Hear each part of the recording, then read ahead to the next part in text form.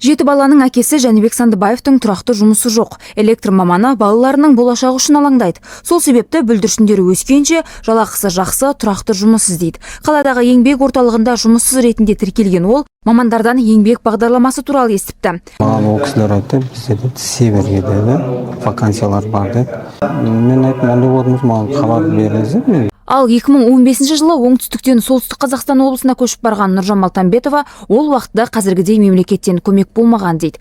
Біз осы бағдарламаны осындай деңгейге дейін жеткіздік, бірақ дегенмен де әлі де бағдарламаның көптеген шикілікті тұстары бар. Нұржамал Шымкентке солтүстік Қазақстан облысының делегациясы қатарында келген. Олар 3-ші мегаполис тұрғындарын теріскейге қоныс аударуға шақырды. Бірақ солтүстікке көшкендердің біразы қайта өз ауылдарына қайтып кеткенінде жоққа шығармайды. Бірақ келушілер үшін барлық жағдай жасалады деп сендірді. Еңбек бағдарламасы аясында солтүстік пен орталық өңірлерге өз еркімен көшіру үшін бюджеттен 2023-2025 жылдарға 32 миллиард теңге қаржы бөлінген. Оның 10,5 миллиард теңгесі 2024 жылға тиесілі.